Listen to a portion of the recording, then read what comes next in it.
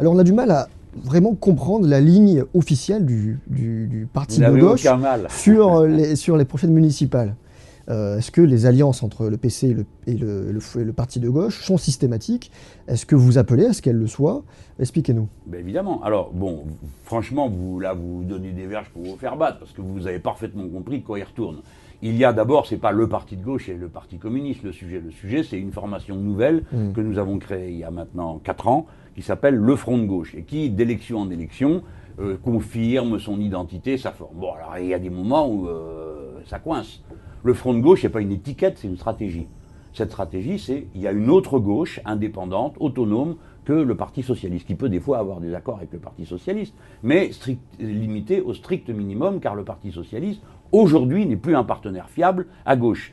Est-ce que vous vous rendez compte ? Apparemment, à Paris, il reste un partenaire fiable. Nous n'avons pas la même évaluation, les communistes et nous. Alors, maintenant, je précise par rapport à votre question. Il n'est pas juste de dire entre le Parti communiste et le Parti de gauche. Non, il y a 9 partis de taille différente, évidemment. Vous conviendrez que les 2 partis sont les plus importants. Mais il y en a 7 qui sont d'un avis, pardon, il y en a 8 qui sont d'un avis, non 7, et 2 qui sont d'un autre. C'est-à-dire un groupe qui s'appelle le Socialisme et République, qui est représenté qu'à Paris d'ailleurs, et certains membres du Parti communiste. C'est ça qui me met si mal à l'aise. Pourquoi ? Parce que le 90%, ce qui est d'ailleurs un problème, des listes front de gauche autonomes dans le pays, et c'est le cas ultra majoritaire. Dans tout le pays, vous avez des listes front de gauche. Le 90%, la tête de liste est communiste, qui est d'ailleurs un problème, parce que ça ne peut pas être partout les communistes qui sont en tête du front de gauche. Mais c'est la situation. Donc il n'est pas vrai que les communistes soient en train d'aller s'installer, le bonnet à la main, demander leur petite part de partage aux socialistes, comme c'est le cas à Paris. Paris est une exception, avec quelques villes et bourgades, où les communistes locaux ont fait preuve de pas beaucoup de courage ni de beaucoup de détermination. Mais partout ailleurs, c'est pas le cas. Et j'ajoute une chose. C'est un choix fondamental parce que bien sûr.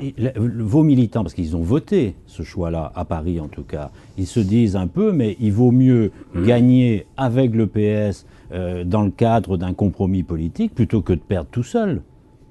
C'est pas un peu ça l'enjeu? Non, mais ça c'est l'apparence des choses, mais prenons les choses dans l'ordre. Mais tous les élus communistes ont envie de se sauver quand même. C'est un message qu'on entend. Oui, mais c'est pas le sujet. Le sujet, c'est pas de sauver sa peau. C'est pas de se sauver soi-même. Le sujet, c'est qu'est-ce qu'on propose aux Français. À Paris, il y aura une liste front de gauche. Il y en a une. Elle est dirigée par Madame Danielle Simonet, qui est une femme d'expérience et de volonté, et nous ferons un beau score. Et à partir de là, comme nous serons la clé de la décision parisienne, il y aura une discussion de manière à ce que le front de gauche, représenté par Danielle Simonet, étant évalué par le vote des électeurs et pas par une combine d'appareils, c'est les électeurs qui vont dire quelle place ils veulent donner au front de gauche et à Danielle Simonet. À ce moment-là, nous prendrons la calculette et nous dirons, pour avoir nos voix, eh bien, il faut tant de sièges pour être... Ça, c'est la démocratie, ça. Alors après, quand on me dit, on risque de perdre, ah bon, pourquoi ? On risque pas de gagner. Alors maintenant, on va dans les élections, c'est un jeu comme de probabilité. On va du côté du plus offrant, c'est pas notre vision. Pour revenir sur cette stratégie... Il faut construire une autre... Dans les élections municipales, pardon de vous le dire, mais il y a des enjeux politiques.